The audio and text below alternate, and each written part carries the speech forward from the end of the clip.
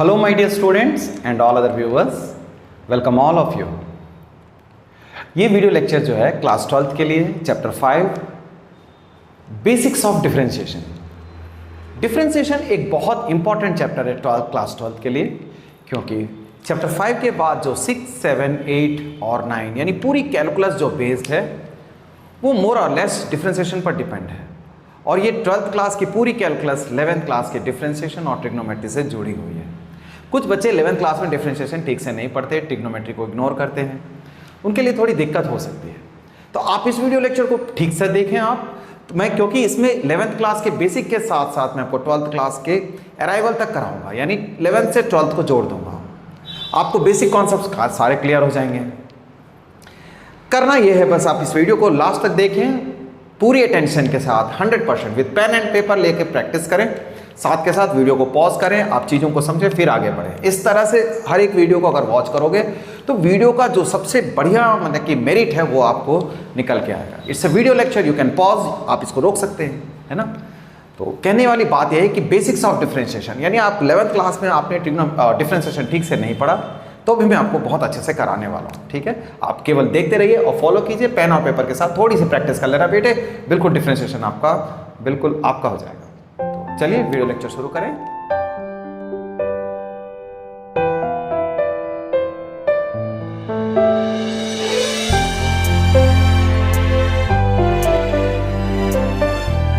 Welcome back my dear students.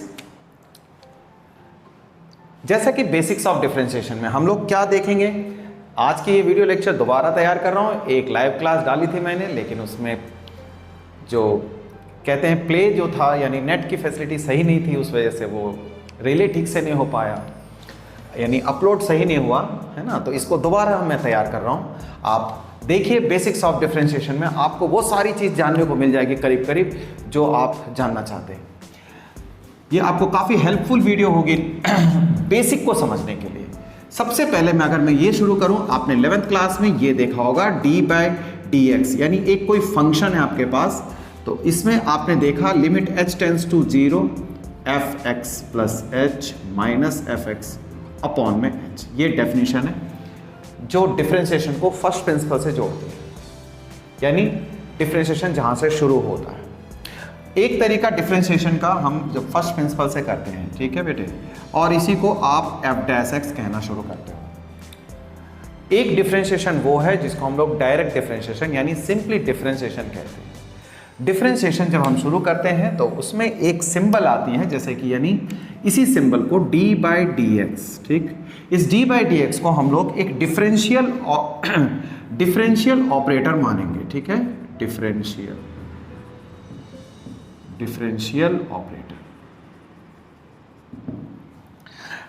Operator just जैसे plus minus square root trigonometrical function exponential function होते हैं। Differential operator एक operator है जो अलग अलग फंक्शन पर ऑपरेट होकर के डिफरेंट रिजल्ट्स प्रोड्यूस करता है। आप 11th क्लास में देखे होंगे, क्या देखे होंगे, ठीक है। 11th क्लास में आपको ये बताया गया था किसी भी फंक्शन को अगर हम डिफरेंशिएशन करते हैं बेटे तो उसे हम f' लिखेंगे, गौर करना, ठीक है। मैं बिल्कुल बेसिक चीज समझाऊंगा। यानी d/dx एक ऑपरेटर है, अलग अलग फंक्शन पर ऑपरेट होके नई नई वैल्यू प्रोड्यूस करता है। चलिए fx का डिफरेंशिएशन किया हमने f', ठीक बेटे। सेकेंड दूसरा आपने देखा जब भी कोई स्केलर क्वांटिटी यानी कांस्टेंट आता हो तो कांस्टेंट बाहर रखते हैं हम और फंक्शन का डिफरेंशिएशन करते हैं और ये आपको मिलता है f', ठीक। और ये तीसरी बात आप देखोगे, अगर केवल कोई कांस्टेंट है, ठीक है बेटे, कांस्टेंट है, अगर केवल कांस्टेंट है तो उसका डिफरेंशिएशन 0 होगा। कांस्टेंट की पहचान कैसे होती है? कांस्टेंट की पहचान होती है जिसमें x ना हो, जिसमें y ना हो। बेटे ये वेरिएबल समझे जाते हैं x और y, ठीक है। जैसे a, b, c, p, q, r, s, ये सब उसको बताया जाएगा जब आपको क्वेश्चन दिया जाता है, तो it will be given to you that this is you have to treat this one as a constant, तो this will be 0 constant. Differentiation यानी चेंजेस, डिफरेंशिएशन होती क्या है, ठीक है। डिफरेंशिएशन क्या होता है इसको जानने का भी एक बहुत सारे तरीके हैं।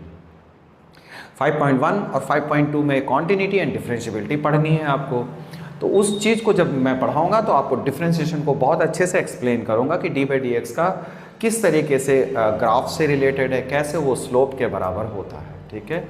बट अभी उन बातों में नहीं उलझेंगे, हम लोग प्रैक्टिकल सेंस के बारे में बात करें, यानी कैलकुलेशन में डी बाई डी एक्स का क्या रोल है। चलिए, डेरिवेटिव यदि किसी, यानी डिफरेंशिएशन यानी चेंजेस, ठीक है। डिफरेंशिएशन तो कांस्टेंट तो चेंज होता नहीं है बेटे, इसलिए उसकी जो डिफरेंशिएबिलिटी है यानी उसका जो चेंज होने का जो रफ्तार है वो जीरो समझा जाता है। क्लियर? यानी डिफरेंशिएशन का मतलब होता है कैसे चीज़ें चेंज हो रही हैं, ठीक है बेटे। तो कैसे इसको पढ़ने का एक तरीका है डिफरेंशिएशन। तो कांस्टेंट तो चेंज नहीं होता है, इसलिए उसका डिफरेंशिएशन होने का जो चेंज है यानी चेंज होने का जो एस्पेक्ट है वो जीरो होगा, इसलिए ये जीरो समझा हमने। फिर हमें बताया गया है कि डिफरेंशिएशन, कुछ फंक्शंस को आप मान लेना बेटे, x की पावर x जो nx n-1 होती है, एग्री? ओके। फिर आपको बताया गया था इसके कई तरह के फॉर्मूले अप्लाई करते हो। मैं एक फॉर्मूला केवल आपको कहूँगा कि आप याद कर लें इसे, रूट एक्स का डेरिवेटिव, ठीक है, 1/2 रूट एक्स होता है, ठीक बेटा, ये आप याद सा कर लें। और एक और फॉर्मूला समझाऊंगा मैं, डी बाई डी एक्स अगर 1/x हो, कभी भी डिनोमिनेटर में कोई चीज़ हो, x की टर्म हो बेटे, तो उसको आप न्यूमरेटर में लेके जाएंगे, ठीक है, यानी D by d x x की पावर -1। इसके बाद ये जो गाइड करेगा यानी कि -1 सामने आएगा बेटे, -2, इस तरह से -1/x²। मतलब ये हुआ कि 1/x का जो डिफरेंशिएशन है वो -1/x²। जो दो बहुत इंपॉर्टेंट बातें थी जो हमें आगे ज़रूरत पड़ने वाली, वो मैंने आपको एक्सप्लेन कर दिया।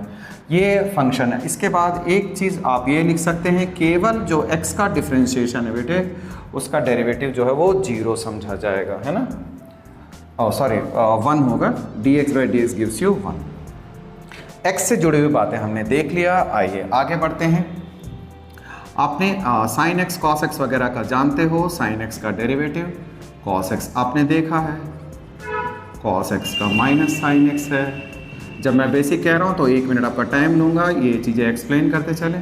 सेक स्क्वायर एक्स, ठीक है, कॉट एक्स का differentiation minus cos x square x है। सेक एक्स का डिफरेंशिएशन बेटा सेक एक्स tan x होता है। आप रट चुके होंगे, ये आपको आता होगा बेटे, मैं आपका टाइम वेस्ट नहीं कर रहा हूँ। कुछ ऐसे बच्चे होते हैं जिनको इनकी ज़रूरत पड़ती है, ठीक है। वेल, ये मैंने बेसिक चीज़ें लिख लिया, जुड़ी हुई जो बातें थी, ठीक है बेटे। अब ये इसके बाद हमने ये भी सीख लिया, ठीक है। आपको दो चीज़ें और बता दूं कि आपने और क्या क्या सीखा। 11th क्लास में सीखना था वो मैं आपको 11th क्लास से क्वेश्चन भी कुछ करा दूंगा, ठीक है। सबसे पहले तो ये डिफरेंशिएशन के फॉर्मूले थे जो आप जानते थे, ठीक। बेसिक रूल डिफरेंशिएशन का क्या था बेटा, डी बाई डी एक्स, ठीक, डी बाई डी एक्स अगर a plus minus b plus minus c, इस तरह के कई टर्म पर ऑपरेटर लगता है डी बाई डी एक्स का, है ना। डी बाई डी एक्स अगर लगता है ऑपरेटर बेटे तो क्या होगा, बारी बारी से ऑपरेटर जो है वो सब पर लग जाएगा, d a by d x और d b by d x, d c by d x, plus और माइनस, और ऐसे ये चल जाएगा। ये बेसिक रूल है। पहला एडिशन रूल हम समझ सकते हैं, we call this one as a first rule. आइए इसके बाद मैं आपको यहाँ ले चलता हूँ प्रोडक्ट रूल पे, ठीक बेटा, प्रोडक्ट रूल। तो प्रोडक्ट रूल जो है आप देख सकते हैं,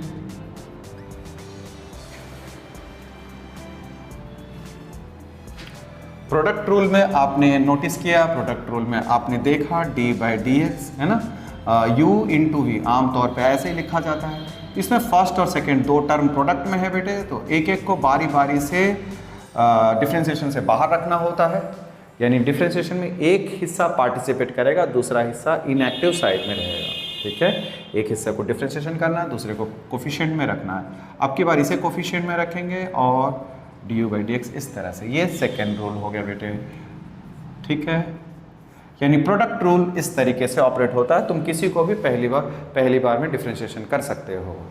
u और v तुम्हारी मर्जी पर है क्योंकि बीच में प्लस का साइन है। बट कोशेंट रूल याद रखें, कोशेंट रूल में, है ना, कोशेंट रूल में क्या होता है बेटा, d by d x v by q, यदि आप कहते हो ये क्यू का स्क्वायर है, क्यू रोक करके हमने पी का किया, पी के बाद क्यू का कर देंगे। ये हमारे पास कोशेंट रूल का फॉर्मूले, यानी तीनों फॉर्मूले मैंने लिख दिए बेटे, ठीक है, बहुत अच्छे। इन 3 फॉर्मूले के इसी 3 फॉर्मूले पर 11th क्लास में आपके पास क्वेश्चंस हुआ करते थे। मैं बेसिक क्वेश्चन, जब हमने बेसिक रूल्स समझ लिए बेटे, थोड़े से और 2-3 फंक्शन आपने 11th क्लास में भी पढ़ने थे, मैं उनके बारे में थोड़ा सा बता देता हूँ, क्योंकि उनको समझने के बाद ही हम डिफरेंशिएशन को चालू कर पाएंगे। सबसे पहली बात एक्सपोनेंशियल फंक्शन, एक्सपोनेंशियल फंक्शन थोड़े से जान लें इसके बारे में।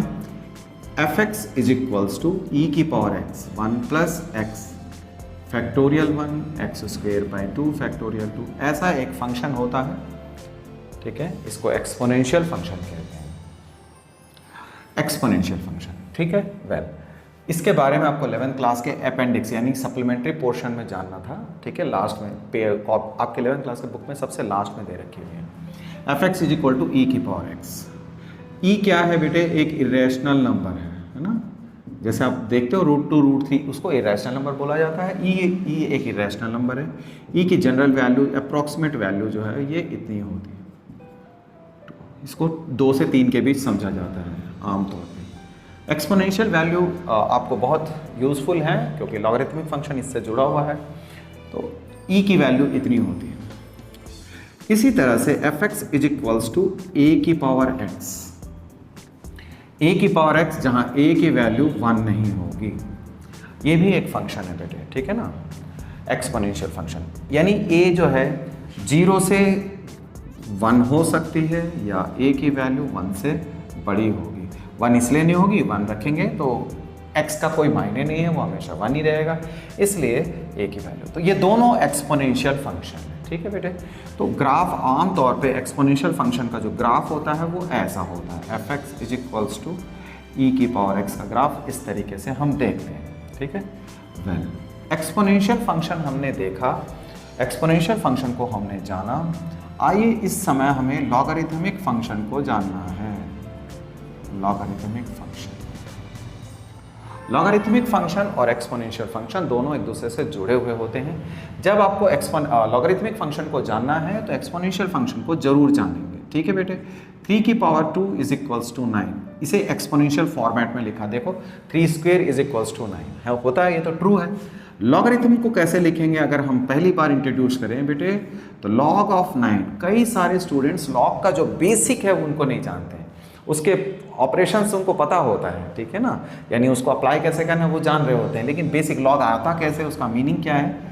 लॉग को क्रिएट किया गया है एक्सपोनेंशियल के बेसिस पर, इसे डिफाइन किया गया है। Log of 9 with respect to base 3 is equals to 2, सच है सच। ये आपका पहला एग्जाम्पल है लॉगरिथमिक फंक्शन को समझने के लिए। इसे कैसे पढ़ेंगे बेटे?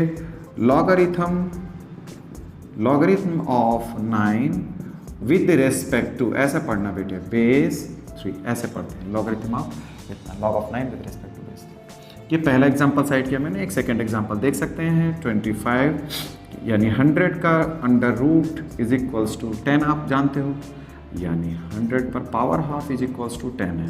तो आप देख सकते हैं log of 10 with respect to base 100 is equals to 1/2। ये एक्सपोनेंशियल और लॉग को जोड़ने का ये रिलेशन है दोनों के बीच। ये देखिए एक्सपोनेंशियल फॉर्म है और ये लॉगरिथमिक फॉर्म है, क्लियर, ठीक। तो आपने ये चीज़ों को समझने के बाद अब आप लॉग को समझ पाएंगे। कैसे बेटे? Logarithmic function fx is equals to log of x with respect to base a, ऐसा होता है ये लॉगरिथमिक फंक्शन, ठीक है। लॉगरिथमिक फंक्शन को समझने के लिए, यानी आपको जब कभी भी अगर ऐसा दिया रहेगा, यानी log of x with respect to base a बराबर अगर y लिखते हो बेटे, तो साथ के साथ आप हमेशा ये जानना x is equals to a की पावर y, हमेशा ये रिलेशन एग्जिस्ट करेगा, यानी ये दोनों एक दूसरे को होल्ड करते हैं। एक ट्रू है तो उसका कन्वर्स, यानी उसको आप चेंज कर सकते हो। ये लॉगरिथमिक फंक्शन हुआ और ये एक्सपोनेंशियल फंक्शन है, ठीक है। जब कभी आपको लॉग में दिक्कत आ रही है तो आप एक्सपोनेंशियल फंक्शन में उसको कन्वर्ट करोगे। अब मैं आपको बताता हूं कि fx is equals to log of x with respect to base e। आप ध्यान देना, बेस को लिखते समय काफ़ी नीचे लिखना होता है बेटे, है ना। लॉग के सामने x होगा, बेस सबसे नीचे लिखेंगे। Log of x with respect to base e, इसको इस तरह के साइन से आप साइंस के बुक्स में देखते होंगे, फिजिक्स और केमिस्ट्री में, इसको कहते हैं नेचुरल लॉग। ठीक है बेटा, ये नेचुरल लॉग है ना, ये नेचुरल लॉग है, ln(x) पढ़ते हैं इसे, नेचुरल लॉग। आपके फिजिक्स और केमिस्ट्री में जो डेरिवेशंस होते हैं उसमें जो लॉग अप्लाई होता है वो नेचुरल लॉग होता है। और एक लॉग होता है बेस a के रेस्पेक्ट में, a की वैल्यू कुछ भी हो सकती है, 2, 10। जो लॉगरिथम लॉग टेबल बेस्ड है वो बेस 10 पर बेस्ड होता है ना, यानी बेस 10 को लेकर के लॉगरिथम टेबल बनाई गई है। तो आ गई ना सारी बातें काम की, लॉगरिथम से जुड़ी हुई। ठीक है, फिर भी आपको कभी भी डाउट होता है किसी चीज़ में, कोई क्वेरी होती है, आप प्लीज़ कमेंट बॉक्स में लिखें, मैं उस चीज़ को समझ करके उसके बारे में या तो आपको कमेंट करके आपको जवाब दूंगा, उसके बारे में कौन सी वीडियो देखनी है, क्या बुक पढ़ना है, क्या सोर्स लेना है, उसके बारे में आपको समझाया जाएगा। ठीक है, मैं हर कमेंट का तकरीबन रिस्पॉन्स करता हूँ, आप ज़रूर कमेंट के साथ जुड़िए मुझसे। 1 और 2 ये दोनों चीज़ों के बाद लॉग फंक्शन को समझा दिया मैंने, थोड़ा सा ग्राफ को समझा देते हैं। लॉग फंक्शन का जो ग्राफ है वो इस तरह का होता है, लॉग फंक्शन का जो ग्राफ है वो ऐसे होता है, ओरिजिन ये x एक्सिस, ये y एक्सिस है। थोड़ा सा बताना इसलिए चाहते हैं कि इनके बारे में थोड़ी जानकारी ज़रूरी है। y = log of x with respect to b से, है ना बेटा। तो आपको ये चीज़ है, एक्सपोनेंशियल फंक्शन जब आप पढ़ते हो तो डोमेन जानेंगे, डोमेन रियल नंबर होता है, रियल नंबर। डोमेन का मतलब बेटा x की वैल्यू है ना, x की वैल्यू कुछ भी पुट कर सकते हो आप, x की वैल्यू कुछ भी पुट कर सकते हैं। रेंज अगर हम देखना चाहते हैं तो रेंज देखिए y की वैल्यू को कहते हैं। देखिए ना, ग्राफ आपको दिख रहा है बेटे, 0 से ऊपर जो है वो पॉजिटिव रियल नंबर, यानी 0 नहीं होगा, इन्फिनिटिव से 0 से इन्फिनिटिव होती है, ये रेंज कहते हैं। डोमेन कहते हैं x की वैल्यू को, रेंज कहते हैं, ठीक है, y की वैल्यू को। आपको इन चीज़ों को समझना जरूरी है क्योंकि चैप्टर 6 और चैप्टर 8 में इनके ग्राफ से जुड़े हुए क्वेश्चंस आएंगे बेटे, है ना। आपको थोड़ी देर के लिए कोई बहला दिया, कोई फुसला दिया, ये नहीं ज़रूरत है, वो नहीं ज़रूरत है, लेकिन हर चीज़ के बारे में थोड़ी जानकारी जरूरी है। चलिए log x के बारे में बता दूँ, ये एक ऐसा फंक्शन होता है बेटे, देखिए आप इसको देख करके आप समझ पाओगे। अगर log इसका ग्राफ समझना है बेटे, इस ग्राफ को समझना हो तो आपको इसको समझना पड़ेगा, है ना। एक्सपोनेंशियल फंक्शन को बहुत आसानी से समझा जाता है। तुम x की कोई भी वैल्यू यानी y की तो कोई भी वैल्यू पुट कर सकते हो बेटे, नेगेटिव से पॉजिटिव तक कुछ भी। देखो यहाँ पर, है ना, अगर मैं यहाँ दोबारा लिखता हूँ x = a की पावर y, y की वैल्यू तुम कुछ भी पुट कर सकते हो, लेकिन x हमेशा पॉजिटिव आएगा। मैं यहाँ लिखता हूँ फॉर ऑल y बिलोंग करता है real, x will be positive. आप गौर कीजिएगा, x विल बी पॉजिटिव। तो x अगर पॉजिटिव हो गया बेटे, तो x अगर पॉजिटिव हो गया इसका मतलब डोमेन क्या हुआ, डोमेन क्या हुआ बेटा, डोमेन तो हो गया आपका पॉजिटिव रियल नंबर, ठीक है, यानी 0 से इन्फिनिटिव। और रेंज जो है वो रियल नंबर कहलाएगी। आप कुछ भी पढ़ेंगे आपको फिर पीछे एक बार दोबारा मेरी वीडियो पे जरूर आना पड़ेगा जब भी आप लॉगरिथम के बारे में जानना चाहोगे, क्योंकि मैं आपको आज ये बता रहा हूँ कि x की वैल्यू 0 कभी नहीं हो सकती है। आप y की कोई भी वैल्यू पुट करें बेटे, पुट करके चेक करो, तुम x को कभी 0 नहीं ला सकते। y की कोई भी वैल्यू के लिए x 0 नहीं होगी। इसलिए आज एक डेफिनेशन जान लेने का है, वो ये है कि x की वैल्यू हमेशा यहाँ आपको लिखी जाती है 0 से बड़ी होगी, ठीक है। डोमेन जब भी आप लिखते हो x की वैल्यू 0 से 1, यानी x की वैल्यू 0 से बड़ी होनी चाहिए। लॉगरिथम जिस फंक्शन पे अप्लाई होता है उस फंक्शन की वैल्यू जो है वो 0 से बड़ी होनी चाहिए, पॉजिटिव होना चाहिए। क्यों होना चाहिए वो आप यहाँ समझ पाओगे। फिर एक बार बताता हूँ बेटे, ये फंक्शन को जब आप कन्वर्ट करते हो एक्सपोनेंशियल फंक्शन में, आपको आसानी होगी समझने में। आप कभी भी x की वैल्यू नेगेटिव नहीं ला सकेंगे। कोई भी y डाल दीजिए, y जब x नेगेटिव होएगा ही नहीं तो ग्राफ x में नेगेटिव में जाएगा ही नहीं, और जाएगा नहीं तो ये डोमेन कभी नेगेटिव हो नहीं सकती। नेगेटिव तो खैर 0 भी नहीं होगी। एग्री हो गए? आपको ये बातें समझ में आ गई। इनवर्स फंक्शन चैप्टर 2 आपने देखा होगा या नहीं जानते हैं, कोई बात नहीं है, मैं आपको थोड़ी सी काम की चीज़ अभी बता देता हूँ। इनवर्स फंक्शन किस तरह के फंक्शंस को कहते हैं बेटे? साइन -1 ऐसे लिखा जाता है इसको, है ना, -1x cos इनवर्स -x और tan इनवर्स -x, इस तरह के जो फंक्शन है इनको कहा जाता है इनवर्स फंक्शन बेटे। साइन की पावर -1x है ना। आप इनवर्स फंक्शन जब पढ़ोगे तब पढ़ना, बट अभी थोड़ी सी जानकारी वैसे मैं बता दूं आपको, कभी आप ऐसी गलती ना करें। 1/sin x नहीं होती है बेटे, sine inverse x never equals to 1/sin x, ठीक है, ये नहीं होता। और इसी तरह से साइन इनवर्स x की वैल्यू जो है वो यानी साइन एक्स की पावर -1 भी नहीं होती है। एग्री? आप कभी इसको ऐसे मत समझना कि ये पावर है। एग्री? ठीक है बेटे? तो फिर बोलो सर साइन इनवर्स एक्स होता क्या है? साइन इनवर्स एक्स एक फंक्शन है, ये भी एक फंक्शन है। साइन इनवर्स एक्स भी एक फंक्शन, जैसे साइन फंक्शन होता है उसी तरह साइन इनवर्स एक्स फंक्शन होता है बेटे। तो साइन इनवर्स एक्स फंक्शन होता है, तो आइए उसको कैसे समझा जाए, क्या है ये। ज़्यादा तो नहीं, जितना हम अभी समझ जरूरत है उतना समझाऊंगा मैं आपको। देखिए साइन 45 डिग्री π/4 की वैल्यू 1/√2 लिखना सीखते हो आप, है ना?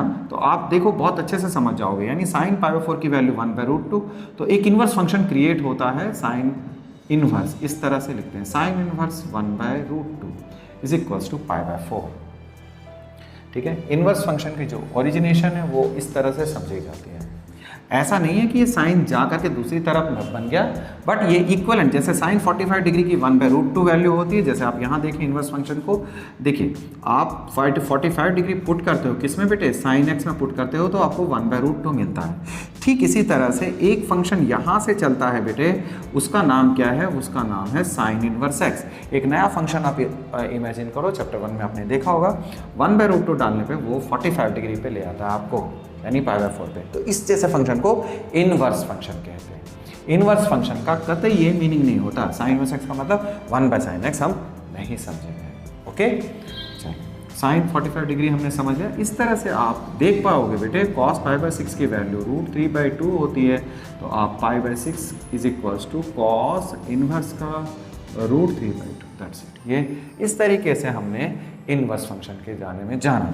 मोटे तौर पे आपको ये बता दिया जाए, that is sine inverse x is equals to theta. अगर हम तुम समझते हो, एंगल समझते हो, एक एंगल होती है, इनवर्स सर्कुलर फंक्शन जो भी हैं वो सारे एंगल्स होते हैं, ठीक है ना? वो एंगल समझे जाते हैं। तो एक्स की वैल्यू अगर आप देखते हो, एक्स अगर देखते हो तो इनवर्स वहाँ जाएगा और ये साइन थीटा बनता है इस तरह से। If sine inverse x is equals to theta, then x is equals to sine theta. Well, इस तरीके से हम लोग देखिए इनवर्स फंक्शन को और ट्रिग्नोमेट्रिकल फंक्शन को जोड़ पा रहे हैं, है ना?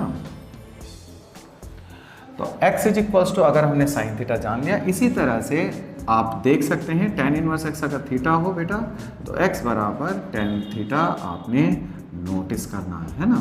तो आइए इसको कैंसिल करने से पहले थोड़ी सी बात मैं एक नोट भी समझाना चाहता हूँ, ठीक है? नोट समझाना चाहते हैं। देखिए साइन इनवर्स के अंदर जब कभी भी साइन आता हो, ठीक है, जब कभी नहीं कहूँगा, एक खास कंडीशन में होती है। साइन इनवर्स और साइन एक्स कैंसिल हो जाते हैं जब एक्स की वैल्यू जो है बेटे, एक्स की वैल्यू, साइन इनवर्स और साइन कैंसिल होते हैं जब एक्स की वैल्यू -π/2 से π/2। बट आमतौर पे जब हम डिफ्रेंशिएशन करते रहेंगे तो साइन इनवर्स से साइन ये कैंसिल हो जाएगा, पहली बार। इसी तरह से साइन के अंदर अगर साइन इनवर्स एक्स है, यानी ये कंपोजिट फंक्शन है, जैसे फॉग और गॉफ होते हैं, है ना? ये एक दूसरे को कैंसिल करके एक्स तब देगा जब एक्स की वैल्यू बेटे -1 से 1 होती है। जब हम डिफ्रेंशिएशन पढ़ते जाएंगे, आगे बहुत आगे बढ़ जाएंगे, तो ये चीज़ें बीच में अचानक आ जाएंगी, है ना बेटे? 5.3 में आ जाएगी अचानक से, 5.2 में आ सकती है, और आगे ले इनवर्स फंक्शन में आएगी। तो आपको थोड़ा सा याद दिलाऊंगा मैं कि ये चीज़ें आपने यहाँ पर देखा था, ठीक है?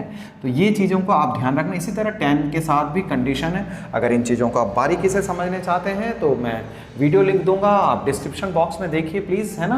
डिस्क्रिप्शन चैप्टर 2 के डिस्क्रिप्शन लिंक मिलेंगे आपको। चैप्टर 2 को विजिट कीजिए, चैप्टर 2 पढ़िए, वो एक अलग चैप्टर है, उसके बारे में आपको अच्छी तरह से जानकारी होगी। लेकिन अभी जो नहीं पढ़ पाए या नहीं पढ़ना चाहते किसी वजह से, उनके लिए इतनी जानकारी तो बहुत है, ठीक बेटे?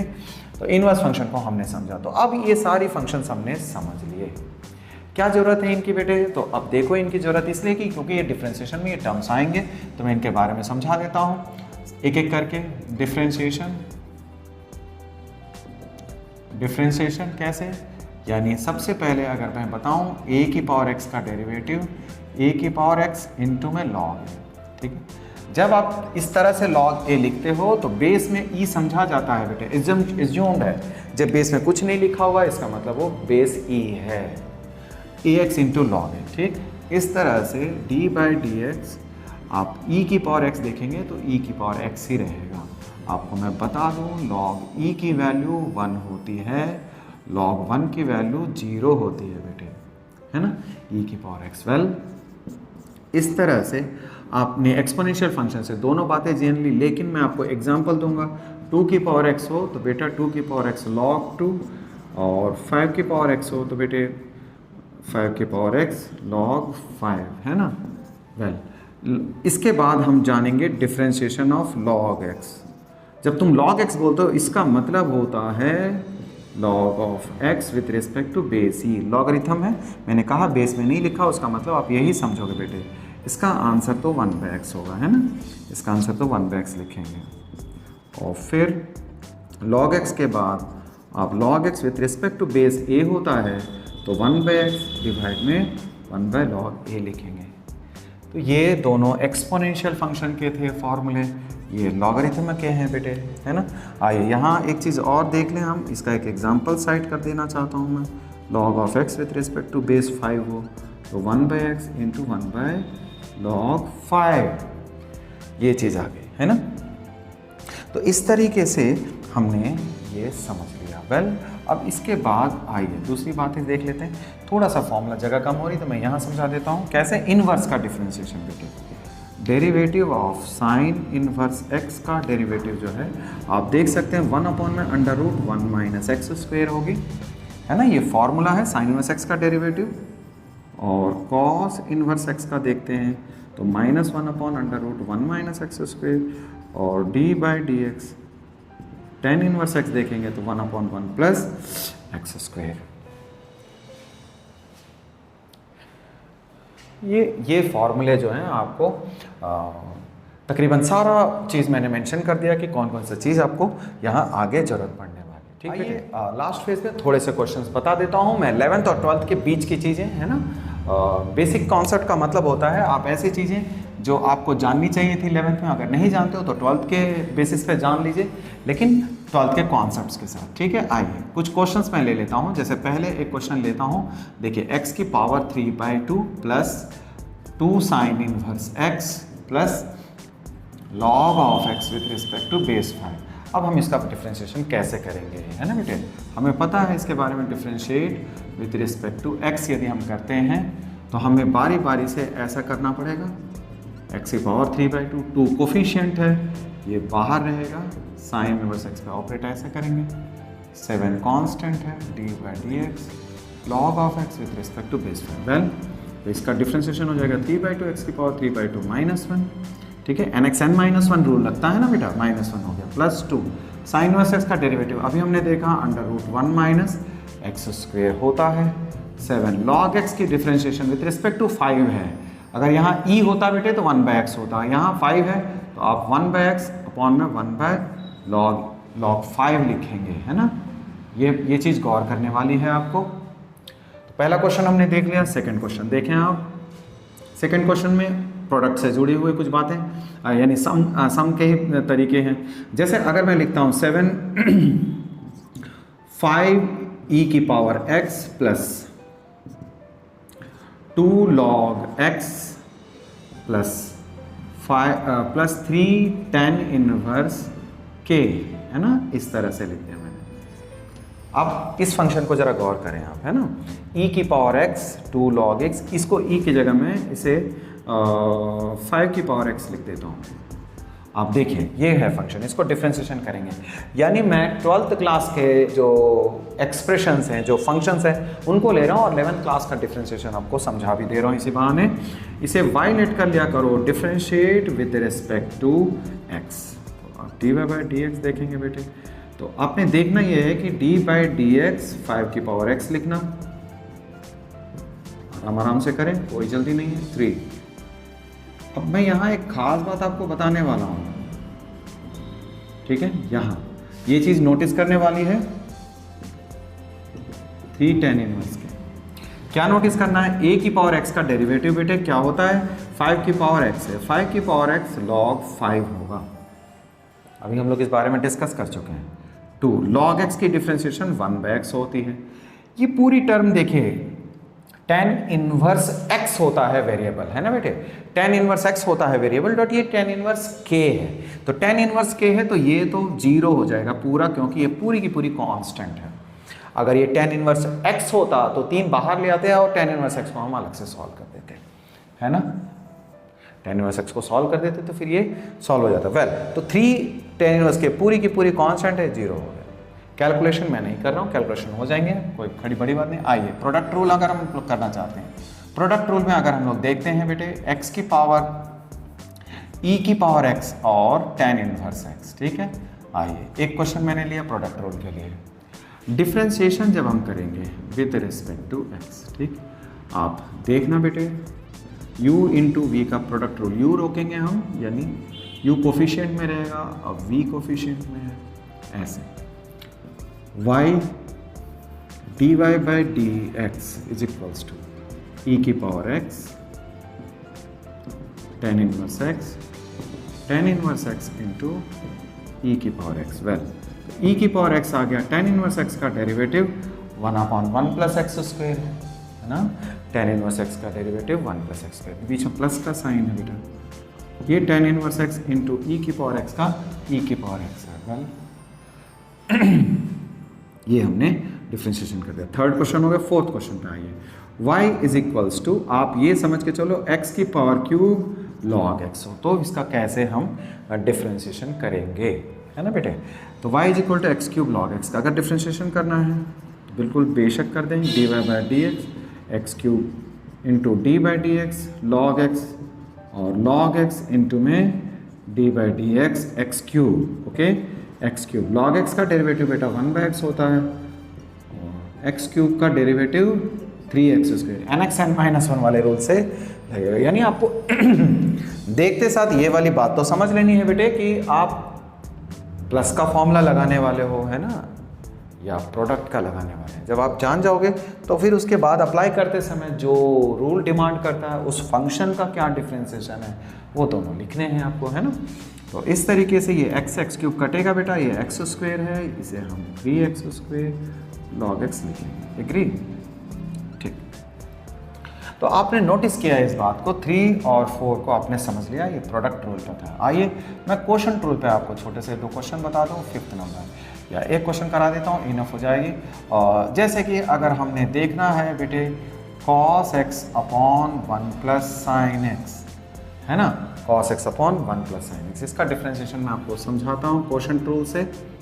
क्वोशंट रूल में सबसे पहले d by d x P by q यदि है ना, ये q का स्क्वायर, q रोका हमने, p का डेरिवेटिव है, p छोड़ने के बाद q का डेरिवेटिव है बेटे, बारी बारी से इस तरीके से लिखा जाता है।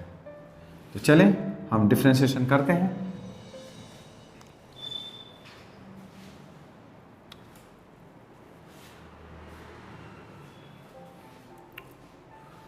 D y by d x is equals to, आप गौर करना, d y by d x is equals to 1 plus sine x का होल स्क्वायर है। आपने कोस एक्स, देखिए यहाँ पर लिखते समय गलतियाँ क्या होती हैं, आप डिनोमिनेटर को पहली बार छोड़ना बेटे, है ना, डिनोमिनेटर छूटेगा हमेशा, 1 प्लस साइन एक्स छूटेगा, और D by d x cos x को आपने डिफ्रेंशिएट करना है, ठीक है। इसके ऑर्डर पे ध्यान देना, हम इस पे अपनी मर्जी नहीं चला सकते, है ना, ऐसे, यानी पहले डिनोमिनेटर छूटेगा, न्यूमरेटर को करेंगे, फिर न्यूमरेटर को हम कोफिशिएंट रखेंगे और डिनोमिनेटर पे अप्लाई होगा। तो अब आपने देखना क्या है बेटे, 1 plus sine x cos x का होता है माइनस का साइन एक्स, फॉर्मूला रट लेना आप, ये कॉस एक्स दिया और 1 प्लस साइन एक्स का, देखिए डिफ्रेंशिएशन जब अंदर जाएगी बेटे बारी बारी से, जब हम प्लस वाले रूल से करेंगे, 1 एक कांस्टेंट टर्म है, ये 0 आएगा, साइन एक्स का डेरिवेटिव कॉस एक्स आएगा, है ना, इस तरह ये 1 प्लस साइन एक्स का होल स्क्वायर हो गया, देख रहे हो आप। यानी आपने नोटिस किया ये माइनस का साइन एक्स है ना, मल्टीप्लाई कर देते हैं, माइनस का साइन स्क्वायर एक्स है और ये माइनस का कॉस स्क्वायर एक्स, बहुत बढ़िया, और ये 1 प्लस साइन एक्स का होल स्क्वायर। तो ये माइनस जब कॉमन लेंगे बेटे, तो माइनस को कॉमन लेने पे आप तुम नोटिस करोगे ये sine square x plus cos square x हुआ, है ना, और ये डिनोमिनेटर यूं ही है, आप नोटिस कर सकते हो ये 1 होता है प्लस 1, है ना, ब्रैकेट बंद किया हमने, नीचे मेरे पास 1 प्लस साइन एक्स का होल स्क्वायर है, तो ये होल स्क्वायर दोनों टर्म सेम है। देखिए, तो मैंने एक अच्छा क्वेश्चन आपको कराने का सोचा था, ये हमने पाया, ये -1 मेरे पास यहाँ रहेगा, हमने इस फंक्शन का डिफ्रेंशिएशन ऐसे किया। तो ये थी 11th और 12th क्लास के को दोनों को जोड़ने वाली कड़ी, जिसको कहिए एक ऐसा लेक्चर है ये जो 12th और 11th में 11th क्लास में कुछ बच्चे पीछे की चीज़ें नहीं पढ़ते हैं। सप्लीमेंट्री के क्वेश्चन शुरू के 13.2 और 3 तो कर लेते हैं। सप्लीमेंट्री में जो क्वेश्चंस हैं वो उसमें एक्सपोनेंशियल का जिक्र है और लॉगरिथम का जिक्र है बेटे, तो उसमें लिमिट के भी क्वेश्चंस हैं। चलो आपने पढ़ भी लिया तो आप भूल जाते हैं, आपको रिकवर नहीं हो पाता, आप 11 दोबारा नहीं पढ़ना चाहते, तो मेरी वीडियो है ना ऐसी चीज़ के लिए। आप इसको पढ़िए, इसको देखो, इसको समझो, 2 बार आप इसको वॉच करो, मैं लगातार आपको बोलता हुआ मिलूंगा, है ना। आपकी ज़्यादा से ज़्यादा डाउट्स क्लियर हो जाएंगे और आपको कमी आती है कमेंट मार दीजिए, मैं आपको समझा दूंगा बिल्कुल ही अच्छे से, है ना।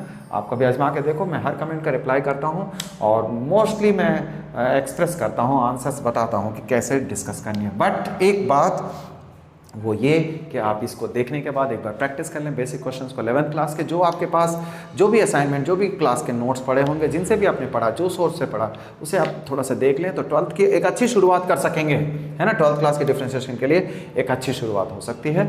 आपको वीडियो अच्छी लगती है बेटे तो इसे लाइक करना, शेयर करना, है ना, और चैनल को सब्सक्राइब करो अगर नहीं किए हो अब तक। आपको नए नए वीडियोस में अच्छे कंटेंट के साथ कॉन्सेप्ट बिल्ड करता हूँ और बोर्ड्स के पॉइंट ऑफ व्यू से बहुत इंपॉर्टेंट क्वेश्चंस को अलग से डिस्क्राइब करता हूँ। तो मेरे चैनल के साथ बने रहो, आपको बहुत अच्छे कंटेंट और बहुत अच्छे लेक्चर्स मिलेंगे। मिलते हैं नेक्स्ट वीडियो में। All the best, thank you.